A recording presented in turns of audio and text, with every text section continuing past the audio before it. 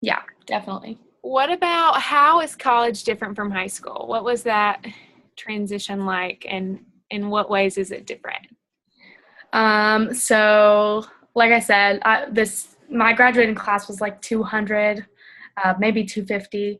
Um, so all of my classes were like 25 to 30 people in high school. Um, you were constantly being like reminded about this is due tomorrow, or we've got a test on Friday, and you prepare for like weeks in advance of, this is the test that's coming up. We're going to spend this whole week doing review for that test. And when you come to college, they don't remind you.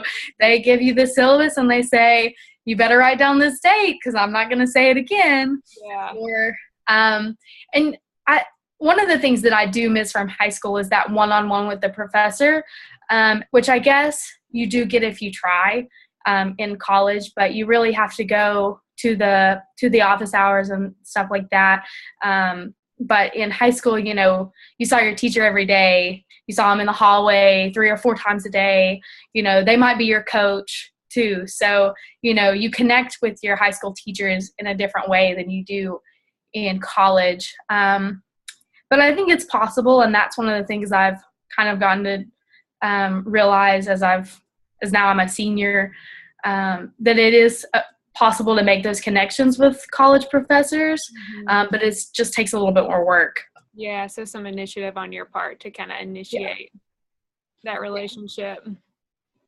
So what do you wish you would have known in high school about college looking back? Are there things that you wish you would have known or wish you would have done differently to prepare for college? I guess like preparing earlier. And I only applied to one school, which I didn't realize was, I don't know. I didn't realize that was a bad thing. Everyone was like, you should apply to Northeast. And I was like, nah, I mean, if I decide I'm not going to go to UT, I'll apply. But, I didn't really have a backup plan. And so if I had gotten to UT and realized that this wasn't the place for me, I've got to go home, it's too much, I would have been stuck. So just preparing a little bit more about the what ifs.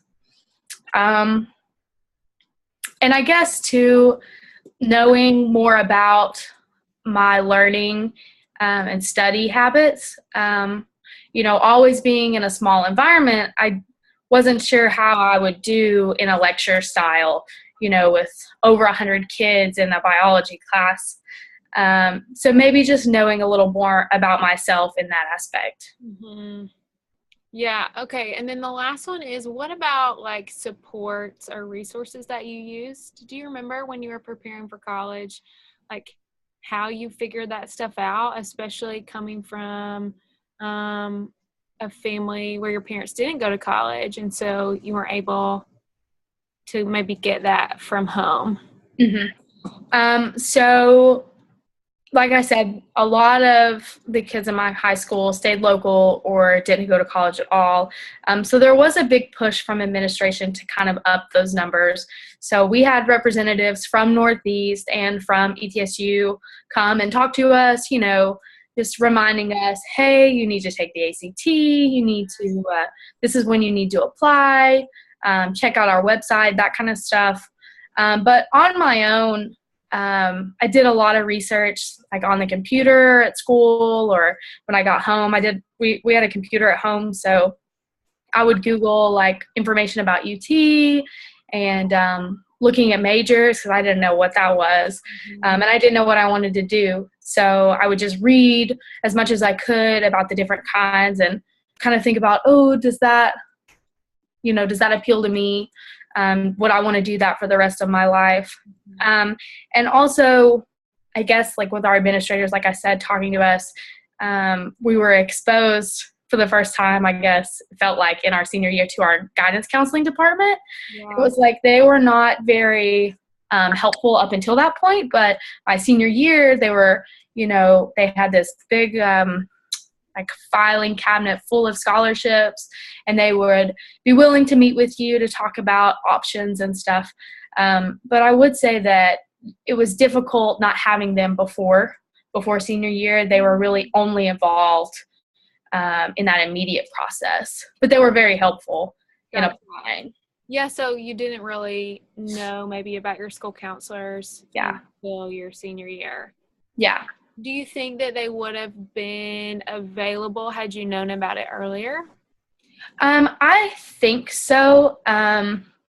There was a lot of turnover and a lot of instability in that department just because our school was just so small and didn't have a lot of the resources that I would say a lot of the other high schools did. So I would say yes, but you may not, the connection that you make with that counselor may not last because they might leave. I see what you mean. So it's the school counselors at your school, there was some turnover, so they weren't there for the long haul. As involved. Yeah. Yeah, that makes sense. Yeah. Okay, so online research is one thing, one way that you got support.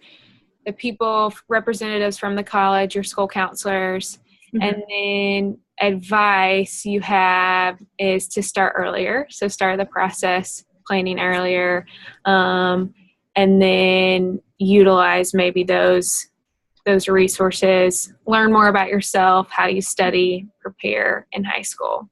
Yeah, definitely. Cool. Awesome. Well, thanks so much. Anything else that you would like to add that would be helpful, you think, like for high school students as they're preparing or thinking about what they want to do after high school? I would say keep your options open. That's a big one. I can't tell you how many times I have thought, this is what I want to do. This is what I'm going to do the rest of my life, and then change my mind like a month later. Really keeping those options open, going into college, and then once you get here, keeping an open mind about what you might like, especially when taking those intro classes, just really feeling what appeals to you and what draws you in, and just kind of keeping that in the back of your mind. Yeah. Oh, I like it. Keep your options open. Yeah. Awesome. Thanks so much. You're welcome. I appreciate it. I'm going to